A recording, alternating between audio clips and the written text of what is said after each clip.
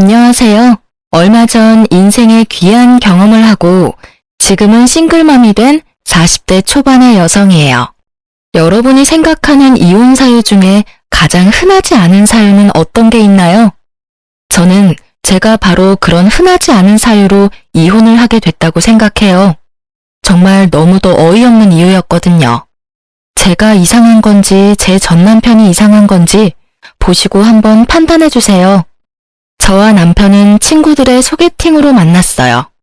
저와 남편의 주전자들이 절친이었고 그들의 소개로 남편과 만나 좋은 인연을 이어왔죠. 남편은 참 착하고 성격은 그리 나쁘지 않았어요. 제가 남자 만날 때 거르는 세 가지도 전혀 해당되지 않았죠. 바람기, 폭력, 노름. 이 세 가지는 제가 세상에서 제일 싫어하는 것들이었어요. 남편은 술을 마셔도 순둥순둥하고 여자라고는 그림자도 없던 사람이었어요. 게다가 저와 연애를 시작하고부터는 여사친과의 연락도 끊을 정도였으니까요. 그렇게 제대로 된 남자와 왜 이혼을 했는지 궁금하시죠? 이렇게 사람 좋은 남편이 가진 딱 하나의 단점. 그것은 바로 팔랑귀라는 점이었어요. 팔랑귀가 뭔지 아시나요? 남의 말에 쉽게 흔들리는 사람을 말해요. 솔직히 여태까지 그것 때문에 마음 고생한 적이 한두 번이 아니었죠. 그 팔랑귀의 가장 무서운 점은 직장마저 시도 때도 없이 바꾼다는 거예요. 결혼이라는 건 안정을 위해 하는 거잖아요. 그리고 애를 낳는 것도 안정적인 환경이 뒷받침되어야만 가능한 일이라고 저는 생각하거든요. 그런데 남편은 그게 없더라고요. 누군가가 혹하는 소리만 하면 흔들리기 일쑤고 아니지, 흔들리기만 한다면 다행이었죠. 그걸로 몇 번이나 자신이 세웠던 계획을 휙휙 뒤집곤 했죠. 특히 아이를 가지고 육아휴직 중에 이직한다고 퇴사했을 때는 정말 남편 머리통이 쥐어뜯고 싶을 정도였거든요. 그럴 때마다 난리가 난 저희 집을 안정시켜주는 건 언제나 시댁의 몫이었어요. 정말 시모와 시부의 도움이 없었다면 10여 년의 결혼 생활도 견디지 못했을 거예요. 그렇지만 다르게 말하면 이 남자와 결혼을 안 했다면 그런 도움 없이도 잘 살지 않았을까요? 시부모의 도움이 있으면 좋을 것 같지만 마냥 그런 것만도 아니에요. 남편 단속 제대로 못하는 무능한 아내가 된 것 같고 맞벌이라 남편에게 더 신경 쓰지 못하는 와이프처럼 느껴졌죠. 물론 제 생각이고 저만의 느낌이지만요. 제가 그렇게 느낀다고 말하면 남편은 우리 부모님인데 네가 왜 그런 걸 느끼냐고 묻더라고요. 10년 가까이 시부모에게 경제적으로 의지하게 되면 돈 한 푼 쓰는 것도 눈치가 보인다는 걸 남편만 모르고 속 편하게 살더라고요. 이런 점이 저를 질리게 만들었어요. 그렇게 10년을 넘게 아슬아슬한 줄타기 같은 결혼 생활을 어찌저찌 유지해오고 있었죠. 저는 남편과 생활비를 반씩 부담하고 있었어요. 맞벌이니까 같이 돈을 내고 생활하는 게 맞다고 생각했고 저도 푼돈이나 벌려고 일하는 게 아니었으니까요. 제대로 된 월급 받으며 일하니 제 몫은 당연하다 싶었는데 어느 날은 남편이 생활비를 안 주더라고요. 자신이 내야 할 몫이 있는데도 말이죠. 여보, 생활비가 안 들어왔는데 좀 늦어? 벌써 날짜가 그렇게 됐나? 미안한데 이번 달은 못 줄 것 같은데. 무슨 일인데 이번 달은 못 줘? 이번 달 월급 받은 건 어디에 썼는데? 빌린 거 좀 갚고 쓸 데 있어서 썼지. 많이 모자란 것 같으면 엄마한테 말해서 돈 좀 받아올까? 남편의 엄마 소리에 저는 깜짝 놀라 고개를 저었어요. 아니, 됐어. 맞벌이 하면서 그 정도 돈도 없다고 뭐라 하실까봐 겁나. 일단 이번 달은 내가 생활비 할 테니까 다음 달부터는 잊지 말고 챙겨줘. 그날은 그렇게 대수롭지 않게 지나갔어요. 그렇지만 정작 다음 달이 되자 남편은 또 생활비를 주지 않더라고요. 이상하다 싶은 생각에 남편을 추궁했어요. 남편은 조금만 기다리라고 하더라고요. 그리고 며칠 뒤 남편이 저를 어딘가로 데리고 가더군요. 몹시 들떠 있었어요. 서프라이즈라도 하려나 싶었는데 어느 한적한 골목에 도착한 남편이 제게 내리라고 하더군요. 여기는 왜 왔어? 뭘 보여주려고 여기까지 오자고 한 거야? 한번 쓱 둘러봤지만 별로 특별할 게 없는 오가는 사람조차 많지 않은 골목이었거든요. 그때 남편이 어느 카페 앞으로 데려가더라고요. 짜잔, 여기가 바로 내 새로운 직장이야. 나 카페 창업했어. 남편의 그 말에 저는 너무 놀라 말을 잃었어요. 갑자기? 나한테 한마디 상의도 없이? 왜? 잘 다니던 직장 때려치고 왜? 이런 말들이 머릿속을 맴돌았지만 나오는 말은 그게 아니었어요. 미쳤어? 당신이 무슨 창업이야? 이거 인테리어까지 싹 다 새로 했네. 말해봐. 이거 얼마 들었어? 지금 당신 수중에 있는 돈으로는 할 수 있는 일이 아니잖아. 돈 그렇게 많이 안 썼어. 한 1억 5천쯤 썼나? 퇴직금은 얼마 안 돼서 크게 도움은 안 되더라. 그래서 아파트 앞으로 담보대출 받았어. 요새 카페 잘 된다니까 돈 펑펑 벌어서 갚으면 되지. 상권이고 타겟팅이고 아무것도 모르는 이 양반이 무슨 장사를 한다고 하는 건지. 게다가 아파트 담보대출? 어디서 따져야 할지도 모른 채 저는 남편에게 소리쳤어요. 카페 장사가 잘 된다고 누가 그래? 요새 카페 장사도 웬만큼 노하우 없는 거 아니면 망한다고. 이번에는 누가 당신 꼬셨어? 말해봐. 꼬셨다니. 그냥 그 내 대학 동기 있잖아. 걔가 저번에 귀뜸해주더라고. 자기 와이프 카페 창업했는데 장사가 잘 돼서 대박이라고. 창업하는 거 엄청 쉽고 돈도 지원 많이 된다고 해서 했지. 어때? 유행할 만한 거 다 집어넣었는데 괜찮지? 저는 고리띵하고 현기증이 나서 아무 말도 못했어요.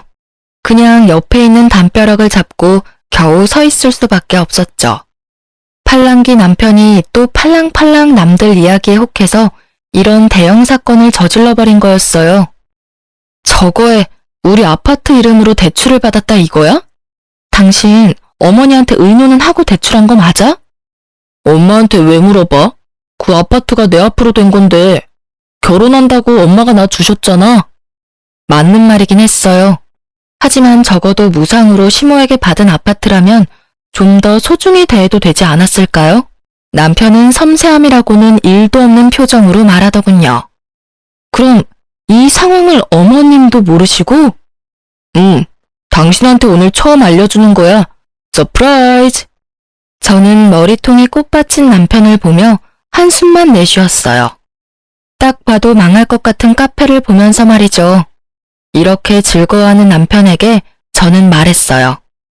이 카페가 혹시라도 잘 되면 당신이 장사에 소질이 있는 거겠지. 근데 이 카페가 망하면 다음부터는 2번 다시 장사에 손대지 마. 나랑 지금 약속해. 이 상황을 어떤 식으로든 수습해야 하는 저로서는 당장 이걸 뒤집어 엎으라, 되돌려 놓으라 할 수 없었어요. 1억 5천이나 들어간 사업인데 지금 당장 어떻게 되돌릴 수 있겠어요? 저는 마지막으로 남편에게 통보한 거예요. 장사에 관련한 일은 이번으로 끝날 거라는 걸.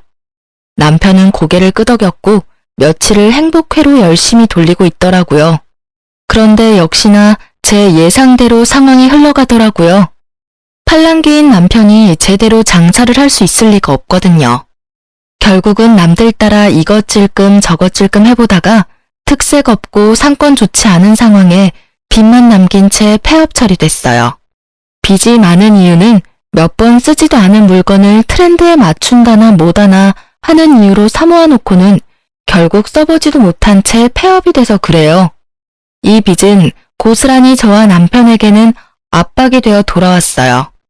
남편도 폐업 후에 어떻게든 넣었던 돈만큼 뽑아보려 했지만 아시잖아요. 중고되면 가격은 똥값 되는 거. 결국은 아파트 담보대출 금액을 갚을 수 없는 지경이 되자 남편은 또 시댁에 쪼르르 달려가더라고요. 죄송스럽고 민망한 마음에 시댁 가기 힘들었던 저까지 매달고 가서는 부탁하더군요. 엄마, 나 장사하려고 우리 아파트 담보대출 받았는데 폐업하고 그거 못 갚고 있거든. 담보대출만 어떻게 해결해주면 안 될까? 남편 옆에서 저는 죄인처럼 고개만 숙이고 있었어요. 한숨 쉬는 시무와 탁자를 탁탁 때리는 시부의 소리가 제 심장마저 꽉 죄어오더라고요. 아가, 너 혹시 얘 장사하는 거 알았니? 아니요, 저도 몰랐어요. 생활비를 2달째 안 주길래 혹시나 했는데 이미 제가 알았을 때는 인테리어까지 다 끝낸 상태였더라고요. 시모는 눈을 감더니 한숨을 푹 쉬며 말하더군요. 네가 고생이 많다. 철없는 남편 데리고 살랴, 일하랴, 해보랴. 내가 그래서 너희 집에 도움을 주는 거야. 그런데 아들이라고는 하나 있는 놈이 도대체 뭐가 모자라서 여기 기웃 저기 기웃 줏대도 없이 맨날 일을 벌리고 뒷수습을 부모한테 맡기는 거야. 응? 말해봐. 너 나랑 척지고 싶으냐? 여태껏 조용히 도와주시던 시모의 분노가 극에 달한 듯 보였죠. 하긴 저런 말이 왜 안 나오나 싶었거든요. 저는 조마조마한 마음으로 고개만 푹 숙이고 앉아 있었죠. 그런데 남편은 그게 또 엄청 서운했나 봐요. 엄마, 나도 그냥 장사한 거 절대 아니야. 아니, 주변에서 하도 카페가 돈벌이가 잘 된다고 하길래 나도 좋은 생각에서 한 거지. 나쁜 생각으로 했겠어? 그런 것 가지고 무슨 척을 지내 마네야. 그리고 나 잘 되면 어차피 다 엄마 아빠한테 잘해주는 건데 왜 내가 뭐 할 때마다 하지 말라고 막는 건데? 막아서 네가 안 한 적 있었냐? 사고는 다치고 수습만 나더러 하라고 한 게 몇 번째인지는 알아? 내가 너를 잘못 키웠지. 애 낳고 살면 철들 거라 생각했던 내가 바보였어. 경고하는데 정명철, 너 이번이 마지막이야. 다음부터 사고치고 여기 와서 이러면 당장 내쫓아버릴 거니까 앞으로는 무슨 일 벌일 때 잘 생각하고 결정해. 돈 대주는 거 이번으로 끝이야, 끝. 그리고 이번 일로 너한테 재산이 있다는 게 얼마나 위험한 건지를 알았으니까 네 앞으로 줄 아파트 명의는 전부 며느리랑 내 앞으로 돌려놓을 거다. 너한테 재산 넘겨줬다가는 한 달도 못 가서 다 털어먹을 것 같으니까. 결국 시모의 불호령에 남편도 깨갱했죠. 저는 그냥 옆에서 듣고만 있었는데도 그 분노가 고스란히 느껴질 정도였거든요. 집에 돌아온 남편은 저한테 투덜대더라고요. 엄마 진짜 너무한 거 아니야? 어떻게 아들 하는 일을 존중을 안 해줘. 솔직히 나도 하고 싶은 거 많은데 언제나 참는 거라고. 그래, 그런 거라면 나도 하고 싶은 거 많아. 다 때려치우고 내가 좋아하는 책이나 읽으면서 여행이나 다니고 애랑 매일 붙어 있고 싶지. 근데 그렇게 살면 우리 생계는? 우리 아이 미래는? 당신한테 없는 건 미래를 생각하는 마음이야. 난 내 자식 매번 이렇게 위험에 빠지게 할 생각 없어. 솔직히 말해서 당신 그런 충동적인 행동할 때마다 나한테 상의도 안 하잖아. 그리고 나서 결국 문제 발생되면 스트레스는 온전히 내가 받고. 나도 어머님 의견이랑 동감이야. 앞으로 이런 일 한 번만 더 일어나면 우리 이혼이야. 알았어? 제 말에 남편은 짜증나는 목소리로 대답하더군요. 당신이나 엄마나 똑같아. 매번 내가 하는 일에 못마땅해야지. 나를 존중하지 않는 게 누군데? 여전히 반성하지 않은 남편은 저와 시모를 탓하더라고요. 그래서 이혼하게? 누가 이혼한대? 그냥 혼잣말했어. 앞으로는 그런 일 있으면 이야기하면 되잖아. 결국 남편에게 대답을 받아내고서야 저는 안심했어요. 그리고 남편의 그런 철부지 없는 행동 탓에 남편 명의가 되었을 아파트는 저와 시모 공동 명의로 변경되었죠. 저는 마음이 조금 편해졌어요. 아파트에 제 지분이 생겨서가 아니라 이제 집 잃을 걱정은 사라졌다는 생각 때문에요. 그 일 이후로 얼마간 남편은 더 이상 사고를 치지 않았어요. 하지만 사고를 치는 것보다 더 큰 일이 먼저 일어났죠. 남편이 폐업을 한 그 이듬해 제 생일을 불과 일주일 앞두고 일이 벌어졌죠.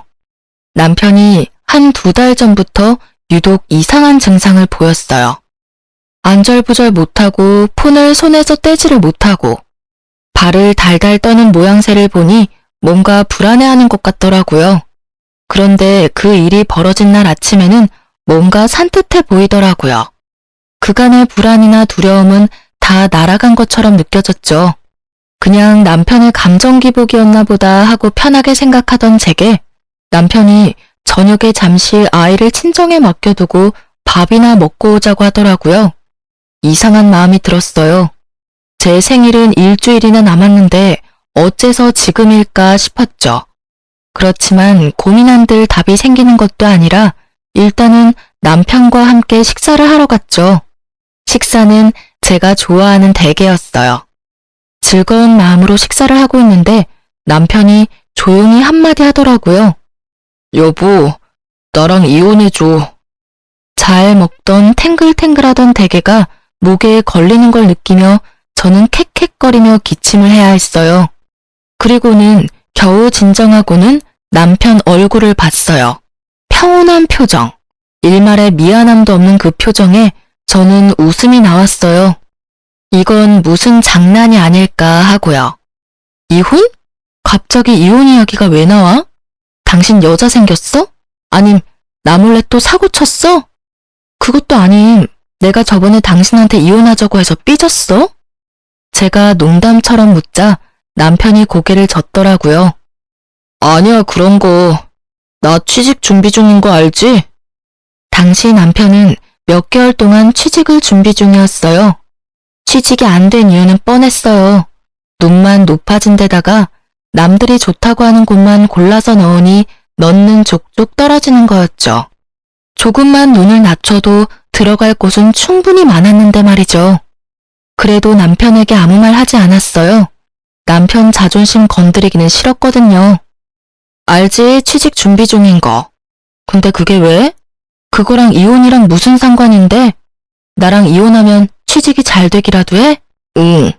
나 취직이 너무 안 돼서 점집 가서 점 봤거든.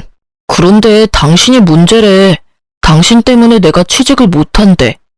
나 당신한테 이런 말 하는 거 정말 미안하게 생각해.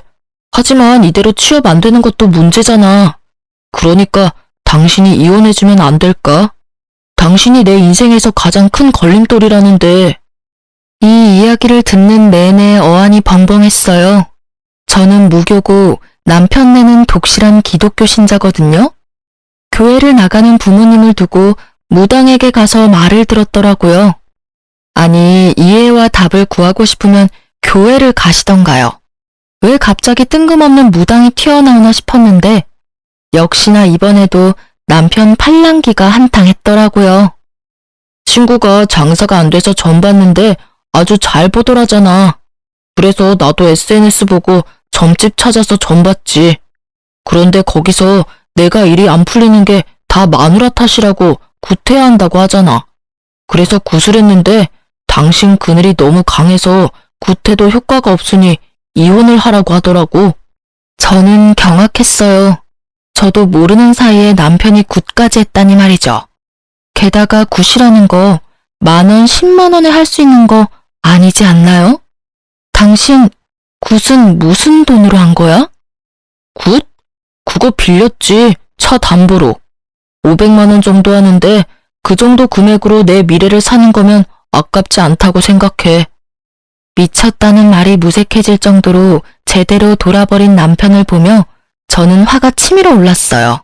여태껏 싫은 소리 한 번 안 하고 참아줬더니 맨날 사고만 치는 개자식 주제에 이제 와서 나에게 지 인생의 걸림돌이라고 할 자격이 있기나 해요? 당신 진짜 미쳤어. 당신이 왜 굿을 해? 그리고 차 담보대출? 저번에 어머니 말씀 못 들었어? 저번이 마지막이라고 분명히 경고하셨잖아. 근데 왜 또 못 참고 사고를 쳐? 이혼? 이혼하는 거 상관없는데 당신이 나 싫어하고 내가 당신 싫어지면 그때 이혼하는 거지. 생판 모르는 무당이 이혼하랬다고 진짜 이혼하자는 미친놈이 세상에 어딨어? 당신은 내 미래를 위해서 그 정도도 못해줘? 나도 무당 말을 다 믿는 건 아니야. 그치만 할 수 있는 건 다 해봐야지. 내가 왜 이렇게 재수가 없는지 그게 당신 탓이라는데 당신은 나한테 죄책감도 안 느껴져? 이런 말을 듣고 있는데 아주 답답해 돌아가시겠더라고요. 이건 뭐 사이비 종교에 빠진 배우자와 이야기하는 것과 다름없더라고요. 저는 일단 여기서는 물러서기로 했어요. 이 이상 이야기에서 좋을 것 하나도 없다고 생각했거든요. 나한테 이런 소리 하는 당신이나 죄책감 느껴야지. 내 선에서 해결 못하는 일이니까 일단 나는 못 들은 걸로 할게. 그런 이유라면 나는 이혼 안 해. 이혼할 이유도 없고.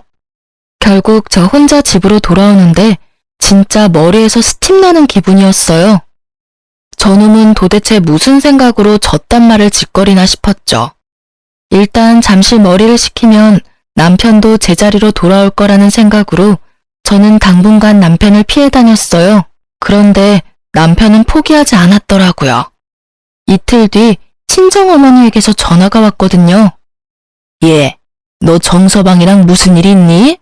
무슨 일이길래 정서방이 우리 집에 와서 너랑 이혼하겠으니 너를 설득시켜달라고 하는 거야. 비명 지르듯 말하는 친정엄마의 목소리에 저는 눈을 꾹 감았어요. 지끈거리는 머리를 부여잡고 엄마에게 말했죠. 아무 일 없어. 갑자기 와서 이혼해달라고 난리야 지금. 뭐? 이유가 없는데 왜 이혼을 해달라니? 그것도 처갓집에 와서 할 말은 아니잖니. 진짜로 아무 일 없는 거 맞아? 엄마의 물음에 말문이 막혔어요. 일이야 있었죠. 남편이 벌인 그런 일들이 있기야 했지만 그걸 말하자니 남편 험담처럼 느껴지고 말하지 않으려니 제가 답답하더라고요. 결국은 그 일을 말해줬어요. 정서방 요새 취직이 안 되고 있었거든. 저번에 장사하고 난리치다가 폐업한 뒤로 그것 때문에 어디 점집에서 점을 보고 왔다는데 거기서 굿까지 했대. 500이나 주고. 그 점 보는 무당이 와이프가 문제라고 이혼해야 운이 트인다나 뭐라 했다나 봐. 뭐? 정서방 집이 기독교 아니었어? 근데 왜 점을 보러 가? 교회를 가서 기도를 해야지. 내 말이 저 사람 속 지금 아무도 몰라. 진짜 미치겠어. 정말로 있던 정도 다 떨어질 것 같아. 요새는 진짜 얼굴 꼴도 보기 싫어. 그래서 나도 내버려두고 피하고 있었는데 엄마한테까지 가서 그런 말 했다 이거지? 이 남자가 선을 넘네? 그래 얘 얼마나 떽떽거리면서 이혼 설득시켜달라고 하는지 나는 빚쟁인 줄 알았어 얘. 정서방 진짜 너무하네. 네가 뭔 잘못을 했으면 또 몰라도 아무 이유도 없이 자기 일이 잘 안 된다고 이혼을 하자고 해? 얘, 너 진짜 정서방하고 살아도 되겠어? 아주 눈에 불을 켜고 이혼하려고 하던데. 엄마는 이러다 우리 손주한테 안 좋은 영향 미칠까봐 걱정이야. 엄마 말을 듣고 나니 눈이 번쩍 뜨이더라고요. 제가 이혼을 안 해주면 남편이 우리 애를 이용할지도 모른다는 생각이 들었거든요. 그 생각과 동시에 정신이 돌아오는데 어떻게든 결판은 봐야겠다고 생각했어요. 그리고는 잠시 남편과 이혼에 대해 생각해봤어요. 이혼 사유가 팔랑귀인 남편 때문이라니. 어디 가서 이야기하기도 부끄러울 지경이라 저도 진짜 미치겠더라고요. 아무리 귀가 얇다 한들 이건 너무하지 않나 싶은 생각이 들었죠. 저는 그날 엄마와 통화한 뒤 남편과 마주하기로 했어요. 남편에게 물어봤죠. 당신 진짜 나랑 이혼하고 후회 안 할 거야? 나 솔직히 당신이 우리 집까지 가서 이혼 설득해달라고 해서 완전 빈정상하고 열받아서 이혼하고 싶은 마음이거든? 원하면 해줄게. 근데 조건은 내가 원하는 대로 맞춰줘야 해줄 수 있어. 가능해? 조건이 뭔데? 당신이 이혼만 해주면 나 다 해줄 수 있어. 내가 원하는 이혼이기도 하고. 일단 우리의 친권이랑 양육권 나한테 줘. 나 애 없으면 못 살아. 그리고 위자료도 줘. 최대한 많이. 그리고 살 수 있는 곳도 마련해주고. 이 조건에도 남편이 수락한다면 기꺼이 이혼해주기로 결정을 내렸죠. 그리고 남편은 1초의 고민도 없이 알겠다고 대답하더라고요. 진짜 이혼이 하고 싶었나 보더라고요. 꼴랑 무당말 하나로 우리는 결국 이혼하게 됐어요. 그나마 남아있던 애정은 남편의 역대급 민폐짓으로 모두 사라졌고 결국 저도 이혼을 원하게 되었으니 어찌 보면 무당이 한 말이 틀림없었던 건지도 모르죠. 그렇게 합의 이혼을 하려고 했는데 남편이 그날부터 엄청 분주하게 움직이더라고요. 무슨 일인가 싶어서 알아보려 했지만 전혀 예상치도 못했는데 남편이 지난밤 제가 자고 있을 때 노트북을 하는 걸 봤었거든요. 혹시 뭔가 있나 싶어서 노트북 검색 기록을 찾아봤어요. 웹페이지마다 이혼 변호사, 이혼 전문 변호사, 유책 배우자, 언어폭력 이런 내용을 검색했더라고요. 이상하다 싶었죠. 우리 이혼에 유책 배우자가 있다면 남편일 거고 언어폭력 같은 건 없었거든요. 그리고 합의로 하기로 했는데 변호사가 필요할 리가 없잖아요. 뭔가 수상한 냄새가 가득한 그때 바탕화면에 뜬 처음 보는 폴더 하나를 클릭하자 남편이 뭘 생각하고 있었는지 확인할 수 있었어요. 그 내용을 보자마자 저는 정신줄을 놓고 욕부터 입 밖으로 꺼내고 있었어요. 바로 이 미친놈이 제가 이제껏 남편에게 보낸 카톡 내역을 짜집기 해서 저를 유책 배우자로 만들려고 했다는 거예요. 와, 진짜 이 상황이 어이없는 건 저희가 합의를 하기로 했는데 뒤로 이런 짓을 하고 있었다는 거죠. 저도 앉아서 뒤통수만 맞기는 싫으니 저도 이혼 전문 변호사를 만나고 왔어요. 물론 제가 본 것들을 저장시켜 두고요. 저는 일부러 변호사 명함을 식탁 위에 올려뒀어요. 그리고 그날 저녁 집에 돌아온 남편이 역시나 식탁 위에 명함을 보고는 놀란 건지 저를 부르더라고요. 여보, 이게 뭐야? 우리 합의 이혼하기로 한 거 아니었어? 그거 필요한지 안 한지는 당신 대답에 달려있는데 노트북에 있던 그거 뭐야? 내 카톡 내역 짜집기 한 거. 그거 뭐 때문에 그렇게 정성스레 만들고 있었어? 제 물음에 전곡이 찔린 듯 남편 얼굴이 새하얗게 질리더라고요. 왜 그렇게 놀라? 노트북 내가 안 쓰니까 안 볼 줄 알았어?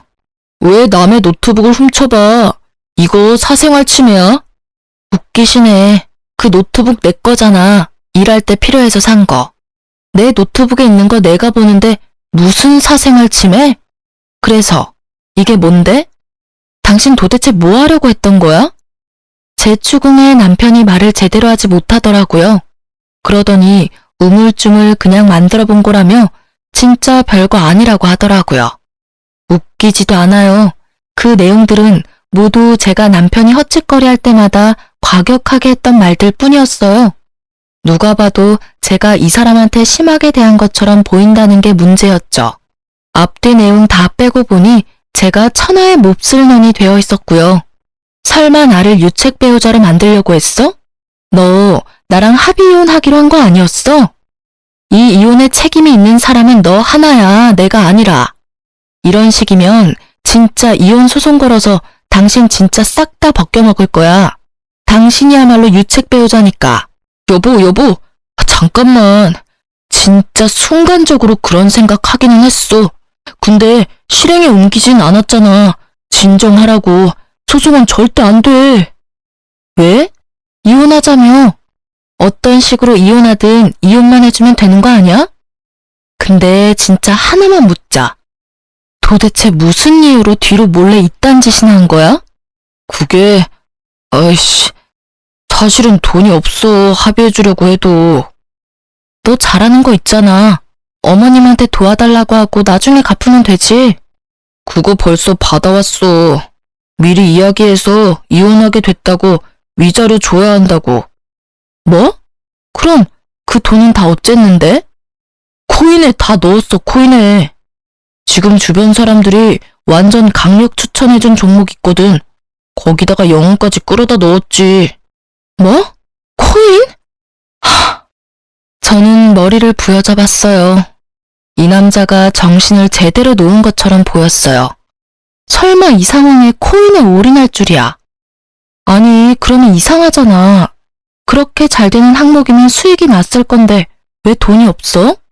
잘 벌어서 나한테 위자료 주면 되지. 지금 살짝 정책이라서 확 오르지가 않네. 솔직히 위자료 한두 푼도 아닌데 좀 부담스러워서 그런 거 잠깐 생각해 본 거야. 그런데 나 아직 시도한 건 아니니까 나한테 뭐라고 하면 안 되는 거 알지? 남편의 얼굴을 보는 게 이렇게 고역인 적이 있었을까요? 저는 이 상황을 그냥 넘길 생각은 없었어요. 남편을 끌고 시댁을 찾아갔어요. 어머님, 저랑 이 사람이랑 이혼하기로 했다는 이야기는 들으셨어요? 그래, 들었다. 아들이 위자료 좀 빌려달라길래 5천 빌려줬어. 그런데 오늘은 무슨 일이니? 그 위자료 아드님이 코인 하느라 다 날려먹었다고 하더라고요. 그래서 위자료 안 주려고 저를 유책 배우자 만들려고 했고요. 언어폭력이나 행사하는 쓰레기 와이프로 만들려고 하더라고요. 제 말에 시모의 눈썹이 움찔거리더라고요. 평소에도 포커페이스인 시모의 얼굴이 일그러진 걸 보니 시모가 이 상황을 제대로 모르고 있는 것처럼 보이더라고요. 나는 네가 드디어 우리 아들 헛짓거리 못 참고 도망가는 줄 알았는데 그게 아닌가 보구나. 제가 도망이요? 저는 이혼 안 해주려고 했어요. 그런데 저희가 저한테 뭘 하는 줄 아세요? 취직이 안 돼서 점집 가서 점을 봤다고. 근데 와이프 때문에 자기가 길을 못 편다는 이야기를 듣고 저한테 자기 미래를 위해서 이혼하자고 한 거라고요. 제가 싫다고 했더니 친정에 찾아가서 어머니한테 이혼할 수 있게 저를 설득시켜달라고 했어요. 점집 이야기에 독실한 기독교 신자인 시모의 얼굴이 완전 귀신처럼 바뀌더라고요. 하긴 모태신앙인 아들이 점집을 갔다니 분노할 법도 하죠. 너 며느리 말이 사실이냐? 네가 점집을 가서 뭘 봐? 아이고 이 정신 나간 아들아. 어떻게 하루가 멀다 하고 사고를 치더니 이번에는 그런 이유로 이혼을 해. 게다가 처가집에 가서 네가 그런 요구를 했다고? 너 진짜 귀신이 들었나 보다. 내가 인간이 아니라 귀신을 낳았나 봐. 여태까지는 내가 다 책임지고 해결해 주려 했는데 안 되겠다. 너 이제부터 내 아들 아니야. 남편은 그럼에도 별 미동이 없더라고요. 이 상황의 심각성을 본인만 모르고 있더라고요. 눈치도 없는 놈 알려줄 필요도 없으니 그냥 지켜보기만 했어요. 엄마는 아들 미래가 중요하지 않아? 며느리 때문에 내 출세가 막힌다는데 그럼 며느리를 내치는 게 맞지. 왜 나를 탓하는지 이해가 안 되네? 저 말하는 것 좀 봐. 네가 지금 집에서 가져간 돈이 얼마나 되는지 알아? 이혼 위자료 내가 너한테 주는 게 아니었어. 며느리한테 직접 줬어야지. 엄마, 그리고 와이프랑 엄마 공동 명의로 된 아파트 엄마 거잖아. 그거 나한테 돌려주면 안 돼? 안 돼. 너한테 돈 줬다가는 아무것도 남는 거 없을 거다. 네가 어차피 위자료 날려먹었으니까 그 아파트는 며느리 줘. 위자료로 그 아파트 정도가 아니면 내가 부끄러워서 고개도 못 들고 다닐 지경이야. 그런 정신 나간 이유로 애까지 있는 마누라를 버리는 놈이 내 자식이라는 게 부끄러워 미칠 것 같다고. 엄마, 그거 나한테 주기로 한 건데 왜 말을 바꾸는 건데? 솔직히 저는 그 아파트 시댁에서 다시 가져갈 줄 알았거든요. 그런데 시모가 저한테 준다니 저도 당황스러웠죠. 네가 나한테 가져간 돈은 그 아파트 2배나 돼. 너는 진짜 양심도 없니? 엄마가 네 은행이야? 뭔 일만 있으면 찾아와서 돈이나 해달라고 하고 수습이나 해달라고 하고. 나도 이렇게는 못 산다. 네가 제정신 차릴 때까지 나는 이제 더 이상 아무것도 안 해줄 거야. 그리고 합의 이혼 안 하면 소송비도 일절 지원 안 할 테니까 그렇게 알아. 시모의 불호령에도 남편 얼굴은 의기양양하더라고요. 그래, 엄마 마음대로 해. 나도 코인으로 돈 좀 벌었거든? 그거 있으면 저딴 아파트 별거 아니니까. 나중에 나한테 와서 빌며 후회나 하지 말라고. 그럴 일 없을 거다. 그리고 너 우리 집에 들어올 생각하지 말고 집이나 찾아봐. 지금 있는 집은 며느리한테 위자료 대신 줄 테니까. 결국 저는 위자료 대신 그 아파트를 받기로 했고 남편은 그 집에서 쫓겨나가듯 나갔어요. 합의 이혼을 한 거고 일단 아파트는 공동 명의로 되어 있는 상태라서 어머님이 제 명의로 돌려주셨어요. 저를 유책 배우자로 만들려고 했던 남편도 저한테 그걸 들킨 뒤로는 어떻게 해볼 생각도 안 한 것 같더라고요. 시모 덕분에 무사히 이혼을 한 저는 살고 있던 집이 찝찝해서 팔아버리고 그 돈으로 다른 곳에 아파트를 얻어서 들어갔어요. 그리고 양육비에 대해서는 시모가 남편 몰래 먼저 연락이 왔더라고요. 자기 아들이 언제 사고를 쳐서 또 돈을 다 날릴지 모르니 일시금으로 위자료 명목으로 5천만 원을 더 주시겠다고요. 양육비 절대로 못 보낼 상황 생길 것 같다고 하시면서요. 저는 사양하지 않고 받았어요. 혼자서 애 키우게 됐으니 그 돈도 감지덕지였죠. 남편놈 성격 제대로 알고 있던 시모가 이렇게 챙겨주는 것도 너무 감사했어요. 그리고 몇 달 안 지나서 전 남편에게 연락이 왔더라고요. 전화를 받지 않으려다가 받았어요. 여보, 혹시 나 돈 좀 빌려줄 수 있어? 우리 이제 남이야. 난 당신한테 이런 요구 받을 이유도 없고 받고 싶지도 않아. 당신 코인 잘 되고 있다면서 그럼 그거 팔아서 돈 마련해. 코인은 망했어. 그리고 당신이랑 이혼한 것도 내가 잘못한 것 같아. 그러니까 우리 다시 잘해볼 생각은 없어? 무슨 소리야. 당신이 이혼하고 싶다고 해서 내가 해준 거잖아. 나는 그때 당신 보고 있던 정도 다 떨어진 사람이야. 그런데 코인 망했다고 다시 만나자고? 너 그게 나한테 할 소리니? 나도 어쩔 수 없었어. 나 사실은 대출 당겨서 비트코인 샀었거든. 코인이 안 올라서 고민하다가 SNS에 유명한 점집이라고 찾아서 갔는데 그 코인 안 오르는 게 내 운이 당신 운에 막혀서 그렇다는 이야기를 들었거든. 그래서 이혼하자고 한 거야. 근데 얼마 전에 코인이 망했거든? 당신 TV에서 보지 않았어? 코인 때문에 난리 났었잖아.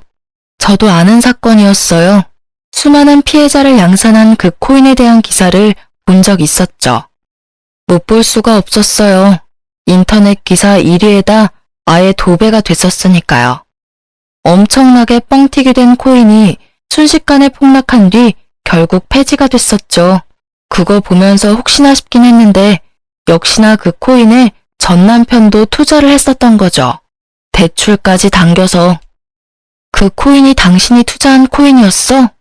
그러게 누가 그렇게 무리하게 코인을 하래? 어머님이 주신 내 위자료까지 거기에 넣었으면 나한테 와서 이런 말 하는 건 좀 아니지. 진짜 미안하게 생각해. 나도 몰랐어.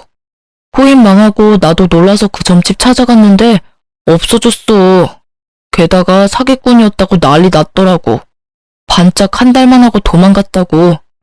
그래서 너무 걱정돼서 다른 점집 찾아갔거든. 그런데 거기서 그러더라고. 내 운이 엄청 안 좋아서 그렇다고. 와이프랑은 관련 없고 와이프는 오히려 제 방 역할에서 풍파를 좀 막아줬을 거라고 하더라고. 이혼했다고 하니 그럼 제 방이 없어져서 안 좋은 기운을 그대로 다 맞았을 거라고 하잖아. 내가 사기꾼한테 속아서 그런 거니까 당신이 이해 좀 해줘. 내가 그걸 왜 이해를 해야 해? 언제는 나더러 당신 인생의 걸림돌이라더니 이제 와서 그런 말하면 내가 좋아할 줄 알았어? 얼씨구나 하고 당신 따라 다시 재결합해줄 줄 알았냐고. 정신 좀 차려. 사기꾼한테 당해놓고 또 점집을 갔어? 왜 그러니? 당신이 이러니까 내가 이혼한 거야. 이제는 내가 감당할 수 없을 만큼 당신이 너무 우유부단하고 팔랑거리잖아. 도대체 다른 사람들 말에 왜 그렇게 줏대 없이 나부끼는 건데? 줏대가 없다니. 나도 이러고 싶어서 이렇게 사는 게 아니라고. 솔직히 말해서 나도 잘 살고 싶어서 이런 거 저런 거 해보다가 이렇게 된 거잖아. 줏대가 없는 게 아니라 이것저것 도전해본다고 생각해주면 안 돼? 도전? 당신 나랑 애 앞에서 그런 이야기 할 수 있어? 당신 도전에 우리가 얼마나 불안하고 두려웠는지 이야기 안 하면 몰라? 매번 당신이 이직하거나 장사를 하려고 할 때마다 돈은 나가고 결국 뒤에 남은 빚 못 갚을 것 같아서 끙끙댈 때 당신이 우리한테 해준 게 뭐야? 당신 느긋한 표정으로 매번 어머님이 해결해 주실 거라고 철석같이 믿고 있었지? 나는 어머님이 당신한테 정 떨어져서 이번에는 수습 안 해주면 어쩌나 하고 매번 걱정하던 기억밖에 없어. 재결합? 내가 미쳤어? 사기꾼 말 그대로 믿고 나하고 이혼하겠다고 한 거 나는 죽을 때까지 못 잊을 거야. 그런데 그런 나하고 재결합을 하자고? 그럼 나는 매일, 매시간 당신이 혹시 어떤 사람에게 또 어떤 말을 듣고 나랑 이혼하자고 할까 걱정하며 살아야 할 텐데 난 절대 그런 짓 안 할 거야. 내가 당신한테 이렇게 큰 배신감을 2번이나 느껴야 해? 제 말에 전 남편이 입술을 꾹 깨물더라고요. 자기가 양심이 있으면 말 못해야 정상이죠. 그나마 양심이 남아있는 듯해서 다행이었어요. 저는 남편에게 마지막 말을 꺼냈어요. 나는 절대로 그럴 생각 없어. 당신이 억만금을 준다 해도 당신하고 재결합할 생각 없으니까 2번 다시 찾아오지 말아줘. 매몰차 보이겠지만 이렇게라도 안 하면 끝까지 쫓아와 말도 안 되는 요구할까봐 최대한 단호하게 끊어보냈어요. 그렇게 몇 달을 연락이 다시 없었거든요. 그 전남편 연락을 듣게 됐어요. 전남편이 저한테 쫓겨나서 시모에게 찾아갔는데 시모가 아예 받아줄 생각도 안 했다고 하더라고요. 그러면서 전남편에게 이미 유언장에도 전남편 이름 지웠다면서 앞으로 찾아오지 말라고 했다고 하더군요. 시모는 그래도 완전히 내칠 생각은 아니었는지 전남편에게 앞으로 7년 동안 한 직장에서 꾸준히 일하며 성실하게 다니고 난 뒤에 오면 재산을 조금은 남겨준다고 했대요. 하지만 글쎄요. 하루가 멀다 하고 남의 이야기에 마음이 들썩이는 저 남자가 무슨 수로 7년을 꾸준하게 한 직장을 다닐 수 있을까요? 게다가 저번에는 무리하게 아들 만나서 엄마랑 다시 잘해보려고 할 테니 도와달라고 했다더라고요. 애한테 무슨 짓을 하는 건지. 그렇지만 저학년인 아들이 그 말 듣고 한마디 했다고 하더라고요. 아빠가 먼저 우리 버리지 않았냐고요. 그리고 아빠가 있었을 때보다 지금이 더 마음 편하다고요. 결국 그 이야기에 전 남편은 더 이상 면접 교섭도 하지 않았어요.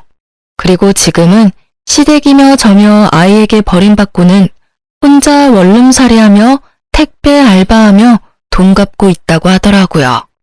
시모가 갚아주지는 못하니 본인이 갚기는 해야 하니까요. 정신을 차린 건지 안 차린 건지는 모르겠지만 7년은 지나봐야 알게 되겠죠. 저는 남편과 그렇게 완벽하게 타인이 되고 그 뒤로 마음 편하게 잘 살고 있어요. 남들은 이혼하면 힘들다, 괴롭다, 혼자 돈 벌고 애 키우는 거 힘들다 하지만 저는 이제야 사람답게 사는 것 같아요. 몸이 힘들어도 마음고생은 덜하니까요. 매번 남편이 언제 사고 칠까 전전긍긍하고 사고 친 거 뒷수습은 잘 될까 끙끙 앓던 일들이 아예 사라져버렸잖아요. 정말로 마음이 너무 편해요. 게다가 남편과 이혼하면서 승진까지 되면서 근무 환경이 무척 좋아졌죠. 물론 책임감은 배가 되었고 시간도 많이 부족해졌지만 부족한 시간을 채워주기 위해서 친정 부모님들도 많이 도와주시거든요. 아빠 없이 혼자 자라는 아이 티나지 않게 잘 도와주고 계셔서 감사하고요. 아이는 제게 항상 고맙다는 말을 많이 해줘요. 이런 힘든 와중에도 엄마 생각 많이 해주는 착한 아이로 커준 게 너무 대견하고요. 글을 쓰기 위해 기억을 떠올리면서도 제가 이런 한심하기 짝이 없는 이유로 이혼을 하게 된 것이 여전히 부끄럽고 비참하고 어디 가서 말하기 힘든 일이 됐어요. 이게 어떻게 이혼 사유가 될 수 있을까 싶어서 말이죠. 하지만 과정이 어찌됐든 저도 그 과정에서 남편에게 분노를 느꼈고 정이 다 사라져버렸으니 이혼하게 된 거지만 제가 글을 쓰게 된 것도 이런 한심한 이유로도 이혼을 하게 될 수도 있다는 걸 알려드리기 위해서거든요. 남편이 팔랑귀 때문에 매번 집을 말아먹을 정도라면 이혼하시는 게 편하다고 말씀드리고 싶네요. 모든 분들이 편하게 살 수 있길 바라며 글을 이만 마칩니다. 안녕하세요. 경기도에 살고 있는 30대 초중반 여성입니다. 저는 올해 이혼한 돌싱녀예요. 아직 가족과 친한 사람들 외에는 제가 이혼한 사실을 아무도 모릅니다. 이혼할 당시에는 정신이 너무 없었고 하고 난 후에는 굳이 나서서 알리지 않았어요. 그런데 그렇게 밝히지 않고 지내다 보니 사람들이 남편 안부를 물을 때마다 본의 아니게 거짓말하게 되더라고요. 한 번 말할 타이밍을 놓치니 무슨 죄 지은 것도 아닌데 마음이 계속해서 불편했어요. 그래서 이번 해가 끝나기 전에 이혼 사실을 주변에 밝히려고 합니다. 그런데 사람들이 왜 이혼했냐고 물어보면 있는 그대로의 이유를 솔직히 말해도 될까요? 저는 제 얼굴에 침 뱉는 것 같아서 이혼 사유를 성격 차이라고 뻔한 이유를 대고 싶다가도요. 한편으론 전 남편과 전 시댁 널리 욕먹으라고 아주 속 시원히 밝히고 싶긴 합니다.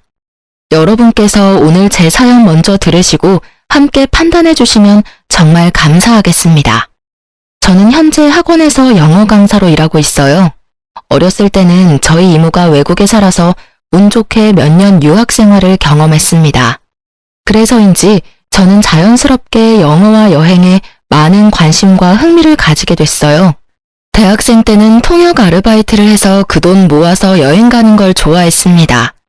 처음엔 제가 학비와 용돈, 여행 경비까지 혼자 해결하니까 부모님은 굉장히 뿌듯해하셨죠. 하지만 외동딸이 1살, 2살 점점 나이를 먹는데 싱글 라이프만 즐기니 부모님이 걱정 많이 했어요. 저는 외로움 느낄 새도 없이 혼자 행복하게 잘 살고 있어서 결혼할 생각도 없었어요. 그리고 워낙 제가 자유로운 영혼이라 절대 남들처럼 안정적인 결혼 같은 건 못할 줄 알았습니다. 그냥 혼자 노는 게 너무 재미있었어요. 그런데 남편을 만나고는 혼자 있는 시간보다 그 사람이랑 보내는 시간이 너무 좋더라고요. 이래서 사람들이 결혼을 하는 거구나 하며 전 제대로 콩깍지가 씌었었습니다. 저는 그 사람과 둘이라면 혼자만의 자유가 좀 없어져도 괜찮겠다 싶어서 결혼을 결심했어요. 부모님도 제가 비혼 생각을 고쳐먹으니까 너무 좋아하셨고요. 그런데 결혼 생활은 남편과 둘이 하는 게 아니라 시모까지 셋이 하는 거라는 걸 미처 몰랐습니다. 둘이 연애할 때는 남편이 마냥 멋져 보였는데 결혼 후 시모와 짝짝꿍하는 그 모습을 보니 정이 확 떨어지고 사람이 없어 보이더군요. 시모는 사사건건 부부 사이에 끼어드는 상식 바뀐 사람이었고 남편은 마마보이 그 이상도 그 이하도 아니었습니다. 뒤늦게라도 정신 차리고 그 모자와 손절한 사연을 지금부터 들려드리겠습니다. 저는 남편과 연애할 때 장거리 여행을 한 번도 떠나본 적이 없습니다. 코로나가 완화되면서 다들 해외로 신혼여행 가는데 저희는 국내도 못 갔어요. 남편과 제게 중요한 일정들이 있어서 결혼 1주년을 가자고 잠시 미뤄뒀었죠. 그래서인지 저희 부부는 결혼 후 첫 여름 휴가를 엄청 고대하고 있었어요. 안 그래도 여행을 좋아하는 저인데 평생 함께할 동반자와 떠나는 여행은 생각만으로도 들뜨는 일이었습니다. 남편 역시 저와 같은 마음처럼 보였어요. 여보, 그럼 올 여름 휴가는 제주도로 가는 거지? 비행기 티켓 저렴할 때 얼른 사놓자. 제주도? 에이, 그러지 말고 우리들 처음 가는 여행인데 해외로 가는 건 어때? 해외? 어디 생각해둔 곳 있어? 뭐 난 여보랑 가면 어디든 다 좋아. 나보다는 당신이 여행 경험 많잖아. 어디 가고 싶은 곳 없어? 딱히 없는데. 국내도 난 괜찮아. 그럼 일본은 어때? 일본 뭐 가깝고 괜찮지. 근데 휴가 시즌에는 좀 덥기는 해. 그럼 나 일본 가고 싶어. 요새 제주도나 일본이나 경비 얼추 비슷하잖아. 그럼 우리 더 알아보지 말고 일본으로 가자. 우린 남들처럼 신혼여행도 못 갔잖아. 좀 더 생각 안 해보고? 더 생각할 게 뭐가 있어? 제주도만큼 가깝고 비슷한 경비에 딱 좋네. 알겠어. 그럼 일본 어느 지역으로 갈지 정하고 티켓 사는 걸로 하자. 어디 갈지 지역은 당신이 알아서 골라. 난 당신만 믿고 떠날 거니까. 알았어. 저는 국내로 가도 상관없었는데 남편이 먼저 적극적으로 여름 휴가를 제주도보다는 일본으로 가고 싶다 했어요. 남편과 떠나는 첫 여행을 더 즐겁게 보내고 싶다는 이유 하나만으로 저는 퇴근하고 매일 밤마다 맛집 정보를 검색하고 관광지도 다 알아봤습니다. 여행 일정을 다 짜고 비행기 티켓도 비교적 저렴하게 예약했고요. 그런데 저희 부부의 휴가 계획을 알게 됐는지 어느 날 시모에게서 전화가 왔어요. 시모는 갑자기 제게 버럭하며 딴지를 걸더군요. 너네 여름 휴가를 일본으로 간다고? 아유, 이번 여름 엄청 덥다는데 네 남편 피곤하게 무슨 해외야. 국내에도 좋은 곳이 얼마나 많은데. 그러지 말고 제주도 가라. 어머님, 제가 아니라 남편이 일본 가고 싶대요. 저희 신혼여행도 못 갔으니까 국내 말고 해외로 가고 싶다 그러더라고요. 너희 신혼여행은 1주년 때 가기로 했잖냐? 근데 뭘 또, 에이그, 그냥 제주도 가라니까. 네 남편 핑계대지 말고. 아니, 핑계가 아니라요. 저는 국내 가도 상관없어요. 남편이 일본 가고 싶다 해서 이미 비행기 티켓이랑 숙소도 전부 다 예약해놓은걸요. 아직 한참 남았잖냐. 취소해도 수수료도 안 들 거다. 빨리 취소해. 네? 취소하라고. 아니 말이다. 아무리 휴가라지만 왜 거리도 먼 해외까지 가려 해? 보나마나 네가 가자고 먼저 나섰겠지. 내 아들 비행기 타고 내리고 하다가 진 다 빠져서 제대로 즐기지도 못할 거다. 어머님, 저희가 가는 지역은 제주도 가는 시간이랑 얼추 비슷해요. 그리고 제주도도 비행기 타고 내리고 하잖아요. 그리고 진짜 제가 욕심부려서 일본 가자고 한 거 아니에요. 너 진짜 왜 이렇게 시애미 말에 토를 달아? 어쨌든 일본이 더 돈이 많이 들 거 아니냐? 경비도 워낙 요새 제주도 물가가 비싸서 둘 다 비슷하고요. 됐다. 아유, 어떻게 가시집 와서 시애미한테 한마디를 안 지려 해? 내가 그냥 국내 가라면 그렇게 할 것이지. 어머님, 제가 여름 휴가를 어디 갈지 시댁에 꼭 허락받고 가야 하는 건가요? 뭐? 너 방금 뭐라고 했냐? 저는 이 상황이 이해가 좀 안 돼서요. 남편이 일본 가고 싶다 해서 저는 일정 짜고 예매만 했을 뿐인데 계속 저한테 국내 가라고 윽박 지르시잖아요. 어머님이 남편한테 국내 가라고 직접 얘기하세요. 그럼 저도 일본 여행 취소하겠습니다. 그래, 내 아들이 내 말 들을지 네 말 들을지 어디 한번 두고 보자. 제가 더 이상 시모 눈치를 보지 않고 똑부러지게 제 할 말 다 하니까 시모는 코웃음 치면서 전화를 끊었어요. 그렇게 저는 난데없이 전화와서 말도 안 되는 트집 잡는 시모가 이해가 안 갔어요. 시모에게 싫은 소리 왕창 들었어도 사실 큰 타격은 없었습니다. 남편이 알아서 해결하겠지 싶었어요. 그런데 그날 저녁 믿었던 남편 놈이 제게 이렇게 통보했습니다. 자기야, 우리 여름 휴가 말이야. 아무래도 일본은 아닌 것 같아. 피곤하고 돈도 많이 들고 국내로 가자. 당신 지금 뭐라고 했어? 제주도도 웬만한 해외 뺨치잖아. 일본 취소하고 가까운 제주도로 가자. 내가 제주도 가자고 했을 때 당신이 일본 가고 싶다며. 지금 어머님 말씀 듣고 이러는 거야? 그런 거라면 나 절대 싫어. 나 일본 꼭 갈 거야. 꼭 엄마 말을 듣고 그런 건 아니지만 듣고 보니 엄마 말이 다 맞긴 하잖아. 고집 부리지 말고 취소해. 지금 당신 나 똥개 훈련 시키는 거야 뭐야? 아니 실컷 여행 스케줄 다 짜놓으니까 갑자기 가까워서 제주도로 변경하자고? 일본도 엄청 가까워. 내가 제주도 가자고 했을 때 네가 일본도 가까우니까 일본 가고 싶다며. 뭐? 고집 부리지 말라고? 말도 안 되는 똥꼬집 부리는 건 어머님이지. 그리고 너 내가 비행기 티켓 말고도 숙소랑 관광지 티켓까지 전부 예약한 거 뻔히 알잖아. 근데 어쩜 내 수고로움은 생각도 안 하고 그따위로 취소하라는 말만 하고 끝이야? 아니 이게 그렇게 화낼 일인가? 날짜 한참 남아서 수수료도 안 들고 돈 쓴 그대로 전부 다 환불받을 수 있잖아. 당신 도대체 뭐가 문제야? 왜 이렇게 당신답지 않게 심술을 부려? 취소하기 번거로우면 나한테 맡겨. 내가 다 취소해 놓을 테니까. 그리고 시어머니한테 똥꼬집이 뭐야? 내일 낮에 엄마한테 전화해서 말대꾸한 것도 꼭 사과드려. 너야말로 나한테 미안하다 사과해. 양심 없게 끝까지 미안하다는 말은 없네. 진짜 웃긴다. 어머님보다 당신이 더 화나. 몰라. 난 이번 여름 휴가는 꼭 일본 갈 거야. 아, 이미 일본 가는 비행기 티켓은 내가 퇴근하면서 취소했단 말이야. 뭐? 무슨 한마디 상의도 없이 비행기 티켓을 이미 취소를 했다고? 당신 지금 나랑 장난해? 저는 일본으로 휴가를 못 가서 화난 게 절대 아니었습니다. 시모의 말도 안 되는 참견도 짜증났지만 남편에게 제 고생과 성의를 무시당한 점이 저는 가장 서운하고 속상했습니다.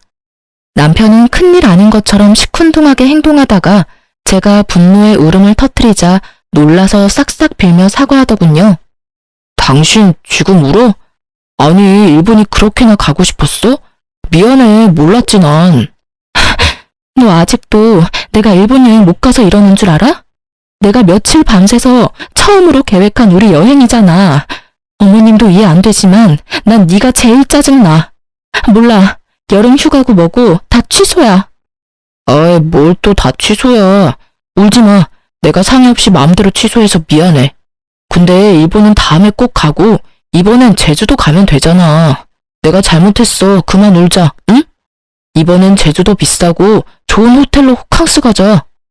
아니, 휴가 각자 따로 보내. 나 당신이랑 아무것도 가고 싶지 않아. 휴가 정 가고 싶으면 당신은 당신 엄마랑 같이 가던지. 저는 미안하다는 남편의 말을 끝까지 무시하고 올 여름 휴가는 따로 보내자 했어요. 남편은 입이 대빨 나와서 알겠다 하더군요. 저는 결국 남편 빼고 친정 식구들이랑 함께 여름 휴가 계획을 새로 짰습니다. 끝까지 본인이 뭘 잘못한지 모르는 것 같은 남편이었습니다. 그러고 시모에게서 또 전화가 왔습니다. 자기 뜻대로 되니 한껏 부드럽게 말하더군요. 너 그러게 내 말 듣지 그랬냐? 아이고, 이렇게 내 아들이 나밖에 몰라. 엄마 말이면 아주 꿈뻑 죽는다고. 이제 알겠니? 네네. 더 할 말은 없니? 없어요. 어머님, 저 수업 들어가 봐야 해요. 그래, 뭐 어쨌거나 너네 휴가 안 간다니까 내가 마음이 쓰여서 전화했다. 신경 쓰지 마세요. 저는 결혼을 하자마자 그렇게 혼자가 된 기분을 느꼈어요. 차라리 제가 결혼을 안 했다면 이렇게까지 비참하지 않았을 텐데 결혼하고도 이런 느낌을 느끼는 게 맞나 싶었어요. 그러다 이 결혼을 계속 유지하는 게 아니라 하루빨리 마무리해야겠다는 확신이 들었습니다. 결혼 전 저는 아파트 한 채를 가지고 있었습니다. 제가 틈틈이 통영일이랑 영어 강사하면서 평생 모은 돈을 그 아파트에 다 쏟아부었죠. 사실 명의만 제 명의였지 친정엄마랑 같이 돈을 보태서 산 아파트였습니다. 그 아파트에 바로 들어가서 살지는 않았고 세입자를 따로 구해서 월세를 받고 있었어요. 그땐 제가 결혼을 아예 안 할 거라 생각해서 아파트로 미리 제 노후를 준비한 거였죠. 나중에 거주할 아파트 값이 더 오르기 전에 친정엄마 도움까지 받아 무리해서 마련했어요. 그렇게 월세를 놓고 있다가 나중에 친정집에서 독립하면 혼자 그 아파트에서 살려고 했습니다. 엄마가 투자하신 돈은 당연히 불려서 돌려드리고요. 그런데 인생 참 계획대로만 흘러가지 않는다고 비혼주의자였던 제가 결혼을 하게 된 겁니다. 저는 이미 무리하게 아파트를 사서 현금 자산이 아예 없었는데요. 결혼 준비를 하면서 현금이 급하게 필요하더라고요. 그래서 저는 곧바로 그 아파트를 친정엄마 명의로 돌려드렸습니다. 그리고 엄마한테 제가 투자했던 것보다 조금 더 얹어서 현금으로 받았습니다. 아마 동네가 맞았으면 그 집을 고민도 없이 신혼집으로 했을 거예요. 하지만 제 아파트는 남편 회사와 한참 떨어진 동네에 있었습니다. 남편이 회사를 옮길 수도 없어서 저희는 결국 각자 반반 부담해서 새로운 신혼집을 구했습니다. 처음엔 남편이랑 결혼 준비하면서 그 아파트를 신혼집으로 할지 말지 꽤 오래 상의를 했었습니다. 그래서 시모가 제 명의로 된 아파트 있는 거 진작에 알고 있었어요. 그런데 시모가 갑자기 제게 그 아파트를 내놓으라며 탐내는 겁니다. 결혼 준비하면서 제가 친정엄마한테 넘겨준 사실은 시모가 몰랐거든요. 물론 시모가 처음부터 대놓고 그 아파트를 탐내지는 않았습니다. 처음에는 좋은 마음으로 시누이의 부탁을 들어준 거였어요. 새언니, 혹시 땡땡 아파트 아직 세놓고 있어요? 네, 왜요? 저 이번에 회사 발령 났는데 그 근처로 났거든요. 그래요? 어머, 그럼 시댁이랑 엄청 멀잖아요. 그러니까요. 저 오늘 집에서 출퇴근해보니까 아침엔 완전 교통지옥이더라고요. 아, 근데 또 집 알아보니까 그 동네 주변 집값이 다 너무 비싸더라고요. 아, 그 동네가 이번에 갑자기 좀 많이 올랐어요. 네, 그래서 저 전세는 물론이고 월세도 보증금 때문에 엄두도 못 내겠어요. 저 그래서 말인데요. 새언니, 저 진짜 연치 없는 거 알지만 부탁 하나만 해도 될까요? 혹시 새언니 아파트에 세입자 아직 있어요? 이번에 세입자 계약 끝나긴 해요. 왜요? 부탁이 뭔데 그래요? 어머, 진짜요? 그럼 새언니, 그냥 저랑 계약하면 안 돼요? 저 한 번만 도와주세요. 제가 나중에 은혜 꼭 잊지 않고 보답할게요. 네? 근데 저희 결혼 준비할 때 엄마 명의로 돌려드렸거든요. 이제 제 아파트가 아니라서 될지는 모르겠는데 일단은 엄마한테 한번 물어볼게요. 진짜요? 새언니 정말 고마워요. 근데 새언니, 아시다시피 제가 아직은 사회초년생이라 모은 돈이 많이 없어요. 대신 월세는 시세보다 더 낼게요. 언니 친정에 말씀 좀 잘해주세요. 네, 일단 엄마랑 상의 먼저 해보고 아가씨한테 다시 연락 줄게요. 신우이는 처음부터 보증금을 좀 낮게 해줄 수 없냐고 제게 사정사정했습니다. 엄마는 신우이의 눈물 어린 부탁에 고민 조금 하다가 좋은 게 좋은 거라고 그 조건을 모두 수락하셨어요. 보증금은 말도 안 되게 낮았어도 신우한테 월세는 그대로 받았습니다. 엄마는 가족끼리 돕는다 생각한다 하셨죠. 또 신우이는 그걸 당연하게 생각하지 않고 엄청 고마워했습니다. 그리고 신우가 월세를 더 내겠다는 걸 친정엄마는 극구 거절하고 딱 시세대로만 받았습니다. 그런데 시모가 직접 나서서 결국 일을 전부 망치더라고요. 시모가 저희 부부 여름휴가 못 가게끔 깽판 쳤었잖아요. 그런데 시모는 양심도 없는지 갑자기 제게 뜬금없는 제안을 했어요. 아니, 제안보다는 또 말도 안 되는 강요였죠. 예, 너희 이번 여름휴가 같이 안 가기로 한 거 맞지? 네, 어머님. 어느 정도 본인 때문에 못 가게 된 것도 있는데 속 뒤집어지게 왜 또 휴가 얘기를 꺼내나 싶었어요. 내가 그때 베트남 여행을 가려고 해. 그러셨어요? 재밌게 다녀오세요. 너 보고는 해외 가지 말라 했잖냐. 내가 막상 가려니까 나도 사람인지라 양심에 찔려서 미리 말하는 거야. 아, 그건 이미 지난 일이니까 저희 신경 쓰지 말고 재밌게 다녀오세요. 아니지. 이대로 가면 너한테 미안해서 계속 생각날 것 같아. 너도 알 거야. 나 개모임하는 친구들 아주 오래된 친구들인 거. 걔네들이랑 가는 여행인데 기왕이면 패키지보다는 자유여행이 낫겠다 싶거든. 패키지 하면 또 그저 그런 식당이나 기념품 샵만 돌 것 같은데. 난 그런 거 질색이야. 그러니까 네가 여행 스케줄 좀 짜봐라. 너 그런 거 잘한다며? 혹시 어머님이나 어머님 친구분들 중에 베트남 여행 경험 있는 분 계세요? 아니라면 자유여행은 힘들 것 같아요. 비용 비슷하니까 안전하게 패키지 가세요. 뭐 어차피 너랑 같이 가는데 뭔 상관이야. 네가 통역해주고 가이드해주면 우리가 위험할 게 뭐가 있겠냐? 네? 그게 무슨... 두 길을 의심했습니다. 시모는 애초에 너도 갈래? 가 아니라 너도 간다며 자기 맘대로 저를 포함시켰죠. 그리고 패키지 데려가준다는 말도 아니고 저보고 통역이랑 가이드를 하라니 그건 공짜로 며느리 부려먹겠다는 소리잖아요. 너 여기저기 여행 많이 다녔었다며. 이참에 영어 잘하는지도 좀 보자. 왜? 싫으냐? 네, 어머님 당연히 싫죠. 제가 왜 어머님 친구들이랑 제 휴가 때 같이 여행을 가요. 제가 기겁하며 싫다고 딱 잘라 거절하니까 시모가 또 거친 숨소리를 내뿜더라고요. 어머나, 뭘 그렇게 단번에 싫대? 넌 진짜 가만 보면 시모를 아주 우습게 하는 것 같아. 친정엄마가 말했어도 이렇게 딱 잘라 거절했을까?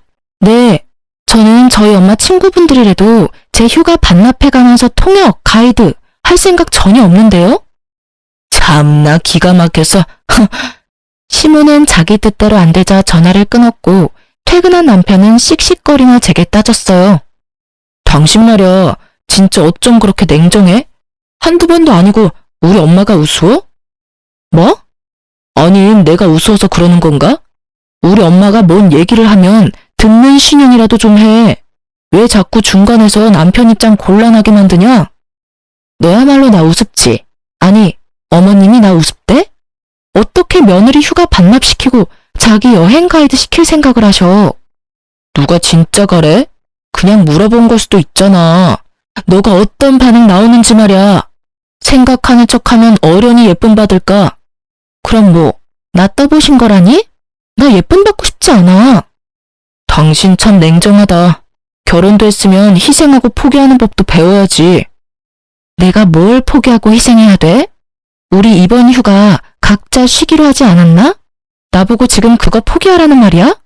아, 아들인 너는 휴가 때 푹 쉬고 며느리인 나는 시어머니 모시고 여행 가이드나 하라는 거야? 그런 말이 아니잖아. 넌 네 엄마 말 듣고 네 멋대로 우리 일본 휴가 취소할 때는 언제고. 양심도 없이 나보고 네 엄마 여행 따라가서 통역하고 가이드하라고 말할 수 있냐?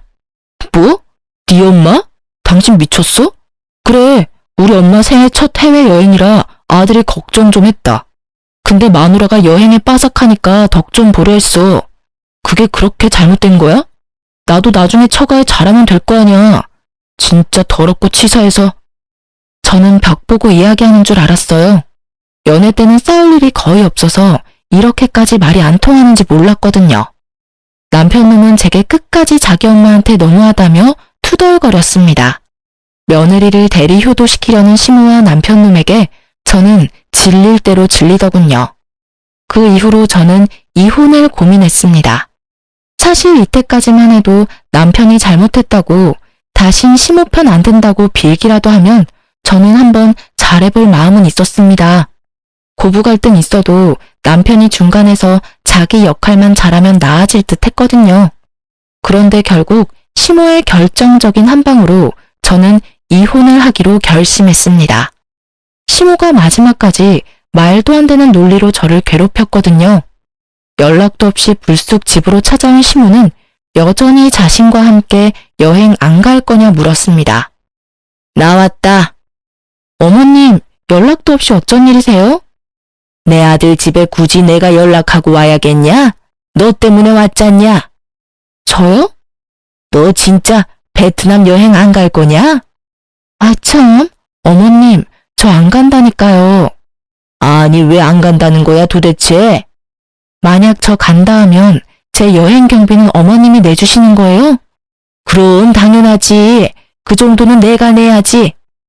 아, 그러면 어머니 저는 여행이 아니라 통역이랑 가이드하러 가는 거니까 여행 경비 제외하고도 더 입금해 주실 거죠? 저 한 번 통역하는데 비싸요, 어머님. 가이드까지 쓰시려면 비용 꽤 드는데 그거 다 입금해 주시면 저도 따라갈게요. 뭐? 비용? 네, 저는 휴가 반납하고 따라가는 거잖아요. 사실 베트남에서 현지에서 영어 통역 별 필요 없습니다. 현지인들도 영어 많이 안 쓰니까요. 제 전공이 베트남어면 또 모를까 애초에 통역할 것도 없었죠. 어차피 이혼할 마당에 돈을 받는다 해도 저는 당연히 갈 생각 전혀 없었습니다. 그냥 시모가 어떻게 나오는지 궁금했어요. 하지만 제 말에 시모는 까짓거 못 낼 줄 아냐며 세게 나오더라고요. 어차피 가서 같이 놀 건데 무슨, 참나. 그래서 다 해서 얼만데 내가 그 정도 돈도 없을까? 경비 제외하고 대충 계산해보니까 200만 원 조금 넘네요. 몇 박 가실 거예요? 뭐 200? 너 지금 나랑 장난하니? 장난하는 거 아닌데요. 너 정말 독하고 치사한 구석이 있구나. 어머 세상에 200만 원이 누구 개 이름도 아니고 어디 시모한테 그 큰 돈을 아무렇지 않게 달라고 하냐? 가만히 시모가 어떻게 하나 지켜봤는데 시모는 꽤 많은 비용이라 잠시 고민하더니 씩씩거리며 제게 계좌를 불러달라고 했어요. 계좌? 네? 네 계좌번호 부르라고. 진짜 주시게요? 그래, 뭐까짓것 이 정도야 내가 투자하지 뭐. 어차피 너희 이제 결혼했으니까 네 재산은 다 네 남편 재산이기도 하잖냐. 네 남편 재산은 엄마인 나한테도 권리 있는 거 너 잘 알지? 너 땡땡구 땡땡 아파트 가지고 있잖냐. 아 왜 우리 딸이 너한테 월세 주면서 살고 있는 그 아파트 말이야. 내가 이번 여행 경비랑 통역, 가이드비 섭섭하지 않게 챙겨줄 테니 넌 그 아파트 네 신우한테 주어라. 제 아파트를 아가씨 주라고요? 순간 잘못 들은 줄 알았어요. 그런데 제가 잘못 들은 게 아니었죠. 시모는 혼자 김칫국 마시면서 제 아파트를 탐내더라고요. 내가 말은 안 했지만 가족끼리 월세 받는 거 솔직히 좀 서운했다. 돈도 한두 푼도 아니고 말이야. 어머님, 아니 그게 무슨 말도 안 되는 논리예요. 결혼했다고 어떻게 제 아파트가 남편이랑 어머님 아파트가 되냐고요. 그리고 저 그 아파트 이미 친정 엄마한테 드렸는데요? 뭐? 너 지금 어디 감히 그 중요한 일을 상의도 없이? 제 아파트를 왜 아무 상관없는 어머님이랑 상의를 해야 돼요? 시모는 꼭 제게 본인 아파트라도 빼앗긴 것처럼 두 눈을 파르르 떨며 따졌어요. 너 정말 돌았구나. 아무 상관없다니. 넌 이제 내 며느린데. 시모는 재빠르게 저에게 달라붙어서 제 머리카락을 붙잡고 마구 흔들더라고요. 어머님이야말로 미치셨어요? 제발 이것 좀 놓으세요. 아이고 나 죽네. 제가 시모를 거칠게 뿌리치자 시모는 잔뜩 오바하면서 떨어지더라고요. 저는 고민할 것도 없이 시모에게 남편과 이혼하겠다 선언했습니다. 진짜 안 되겠네요. 저 이혼할게요. 저요, 솔직히 좀 전까지 남편이랑 이혼할지 말지 고민했거든요. 근데 어머님 진상짓 때문에 저 더 이상은 이렇게 못 살겠어요. 정말 진절머리 나요. 어머님이 직접 제 남편한테 전해주세요. 제가 이혼하겠다고 말했다고요. 어차피 어머님 아들 지 부인 나몰라라 하고 지 엄마밖에 모르는 천하의 마마보이잖아요. 내가 뭘 했다고 이혼이야? 어머님이 사사건건 부부 사이에 참견하는 것도 저 많이 참았어요. 근데 어떻게 며느리 아파트까지 탐내세요? 도저히 기본 상식이 안 통하는 것 같아요. 저는 독하게 마음먹고 날뛰는 시모를 저희 집 현관 밖으로 밀어냈습니다. 곧바로 문을 잠그자 시모는 온 동네 떠나가도록 고래고래 소리를 지르더라고요. 얼마나 집착스럽던지 한참을 그러길래 저는 외출했던 남편에게 당장 돌아오라 전화했어요. 남편이 도착하자 발악하던 시모는 앓는 신용하며 다시 저희 집에 들어왔어요. 아이고 아들, 네 마누라 미쳤나 보다. 지금 엄마가 지금 무슨 꼴을 당한 줄 알아? 아, 지금 그게 중요해? 도대체 어떻게 했길래 이 사람이 이혼 얘기까지 해요? 아무리 화나도 절대 함부로 그런 말 할 사람 아닌데. 아들, 그게 말이다. 우리 신혼집 팔까 고민했던 내 아파트 기억나지? 아가씨가 세입자로 살고 있는 아파트 말이야. 어머님이 이제 우리 결혼했으니까 그 아파트에 자기 지분 있다고 내놓으시라네? 아니, 결혼하면 며느리가 시댁 소유물이야? 왜 허구한 날 며느리 이용해 먹으려 하고 구질구질하게 재산까지 탐내시는데. 여보가 한 번만 참아줘. 내가 이렇게 사과할게. 응? 그렇다고 이혼은 너무하잖아. 엄마, 진짜 어떡할 거야? 나 이혼하면 아빠한테 죽는다고. 아, 너 나한테 별로 안 미안하지? 이 상황에 아버님한테 혼날 걱정부터 하네? 아니야, 미안하지. 근데 우리 아빠 성격 알잖아. 엄청 고시식한 옛날 사람이라 나 이혼한다 하면 난리 날 거란 말이야. 에이그, 내가 잘못했다. 네 아파트 얘기는 없던 걸로 하마. 그러니까 그쯤에. 진짜 너나 네 엄마나 구제불능이다. 어떻게 없던 얘기가 돼요? 네, 저 이쯤 하려고요. 제 결혼 생활 오늘부로 끝입니다. 나 당장 아버님 찾아와서 다 이야기할 거야. 그건 안 돼. 세상에, 저랑 이혼하는 것보다 본인 아빠한테 혼나는 게 무섭다는 남편놈 보면서 저 많이 반성했습니다. 이런 모질이 같은 인간이랑 결혼한 제 스스로가 너무 원망스럽더라고요. 호랑이 같은 시부가 알까 남편놈이 조마조마하길래 저는 일부러 나섰습니다. 시부에게 친히 찾아가서 그동안 시모랑 남편놈이 제 염장지른 이야기 다 털어놨어요. 그나마 정상의 시부는 제 이야기를 이마짚으며 경청하더군요. 아파트 얘기는 꺼내지도 않았는데 시부는 휴가 얘기만으로도 역정냈어요. 아버님, 저희 이혼 사유 충분하죠? 저 더 이상 이 결혼 생활 이어갈 수가 없어요. 남편이랑 이혼하겠습니다. 내가 미안하구나. 전혀 몰랐다.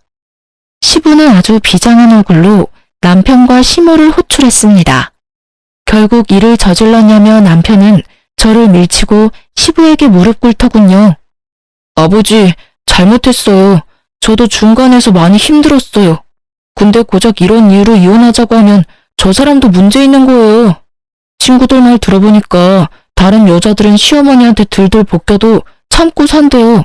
저 사람이 예민한 것도 있다고요. 그래요, 여보. 내가 아무리 그래도 내 자식 부인한테 함부로 했겠어요? 반성의 태도라고는 보이지 않는 심오한 남편을 보고 시부는 크게 한숨을 내뱉었어요. 에휴, 이러니 며느리가 도망가려 하지. 둘이 아주 짝짝꿍이 잘 맞네. 지금 이 장면만 봐도 내 허파가 뒤집어지는데 세상에 새아가 속은 어땠을까 싶다. 아니 그럴 거면 둘이 살지 왜 애먼 사람 잡아? 넌 왜 결혼을 해서 마누라 힘들게 해? 그리고 당신은 왜 아들 결혼시켰어? 그냥 끼고 살지. 그리고 시부는 차마 자기 부인은 때릴 수 없는지 시모를 한번 노려보다가 남편 놈 따귀를 올려붙이셨어요. 어머, 여보, 이게 지금 무슨 짓이에요? 왜 귀한 아들 뺨을 그렇게 사정없이? 아버지, 당신은 아들 귀한 줄은 알고 며느리 귀한지는 몰라? 넌 네 엄마 목까지 맞아라.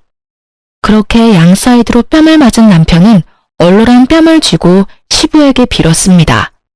잘못했어요, 아버지. 아이고, 여보, 고정하세요. 지 가정 하나도 못 지키는 이 못난 놈. 아들 이혼남 만드는 천하의 몹쓸 여자야. 둘이 아주 환상의 콤비구만.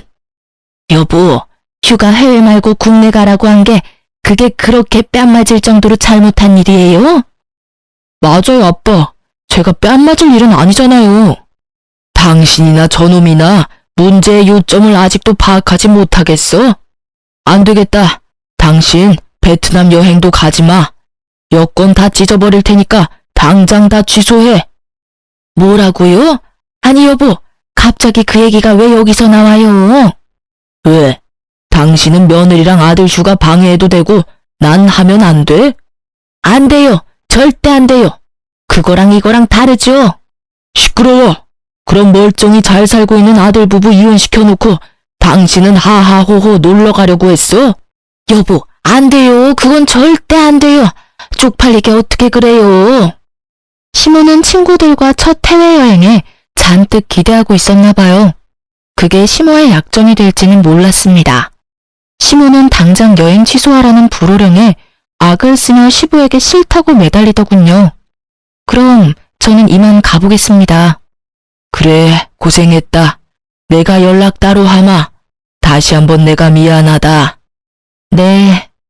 제가 시부와 마지막 인사를 하자 시모는 그대로 제 바지가랑이를 잡고 매달렸습니다.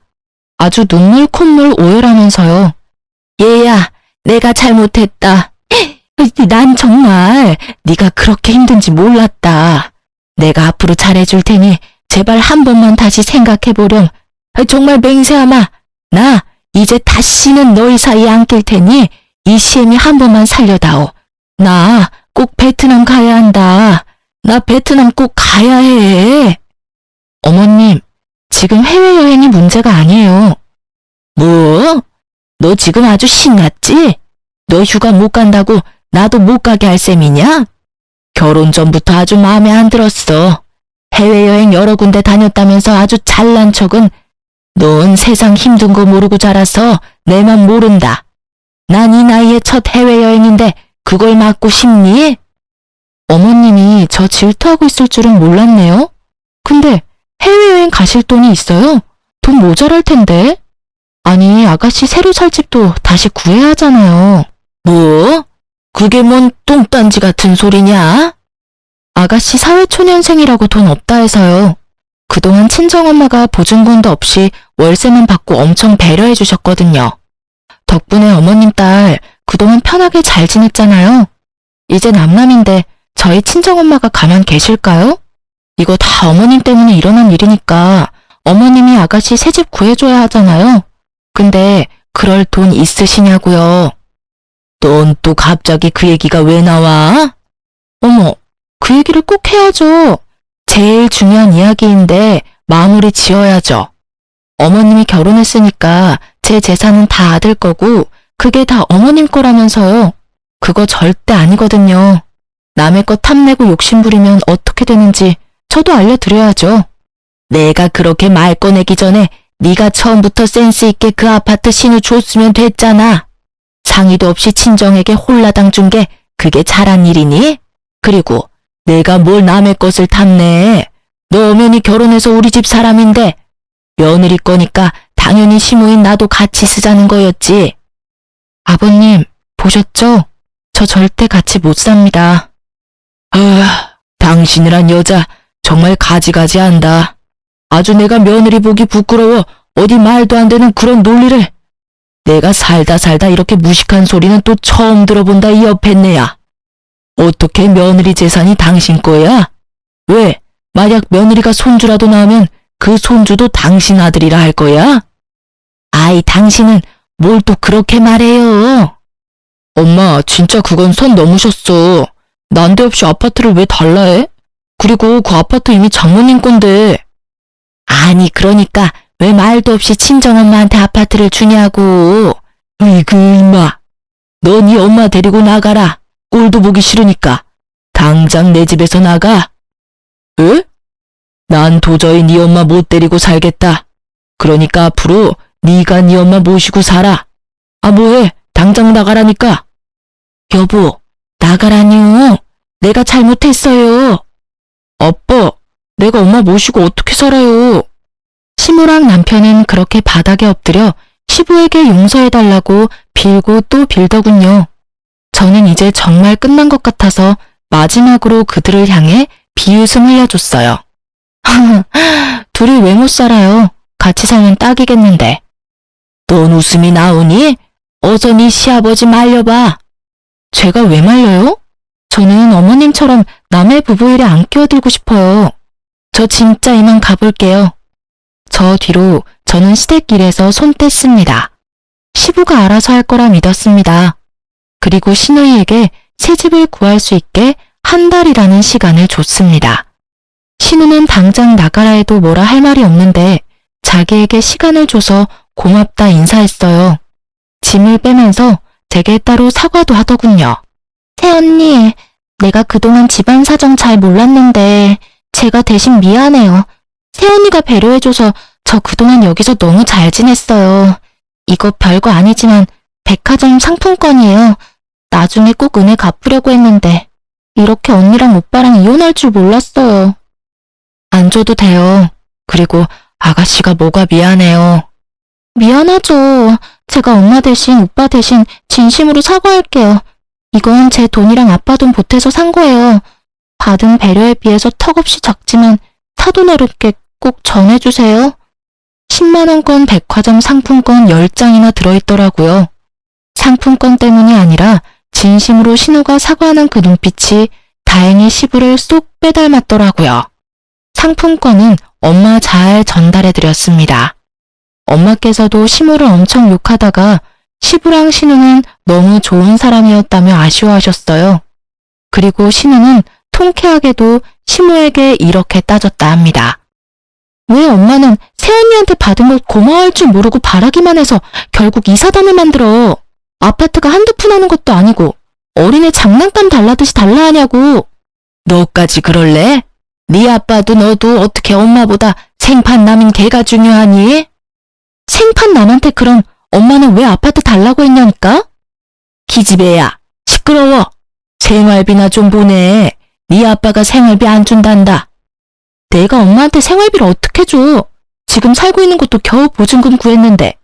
죽고 못 사는 오빠랑 알아서 사셔. 아빠도 절대 엄마 도와주지 말랬어. 시부 역시 시모에게 생활비도 안 주고 아들이랑 둘이 알아서 잘 살아보라며 시댁에서 진짜로 쫓아냈다 합니다. 이혼 확정 나기 전 마지막으로 전 남편을 만났을 땐 염치 없는 놈이 제게 매달리더군요. 지금 원룸 구해서 엄마랑 살고 있어. 근데 진짜 안 그래도 좁은 공간에서 엄마 잔소리 들으면서 사니까 아주 죽을 맛이야. 자기야, 한 번만 다시 생각해보면 안 돼? 나 요즘 너무 지옥에 떨어진 기분이야. 미쳤니? 나는 너랑 사는 게 지옥이었어. 억을 주면서 너랑 같이 살자 해도 난 거절이야. 니한테는 절대 다시 안 돌아가, 꿈깨. 여보야, 그러지 말고. 징그러우니까 진짜 그만해라. 다 네 자업자득이지. 어디 네 엄마랑 평생 잘 살아봐. 저는 전 남편 얼굴에 아이스 커피를 확 뿌려주고 도망치듯 카페를 벗어났습니다. 제 전 시모가 혹시라도 어디서 이 사연 듣고 있을지 모르겠습니다. 제가 대표해서 제 시모 같은 이 세상 못된 시모들에게 한마디만 하겠습니다. 결혼했다고 며느리가 절대 자기 소유 아니에요. 아들 역시 배 아파 낳았어도 본인 소유 아니고요. 자기 입맛대로 아들 부부 삶을 조종하려 들고 끼어들지 마세요. 그게 본인 아들 인생 망치는 지름길입니다. 저는 이제 남편놈이랑 이혼하고 다시 자유를 되찾았습니다. 얼마 전에 친정 가족들이랑 여행 다녀오고 마음 치유도 했어요. 어쩌다 이런 놈과 그런 시댁을 만났을까? 너무 억울하고 힘들었는데요. 그냥 이건 길 가다가 더러운 똥 밟은 것처럼 운이 나빴던 일이라고 생각하고 살려고요. 역시 사람들에게 이런 이야기를 구구절절 다 말하고 이혼했다고 하면 저도 욕먹으려나요?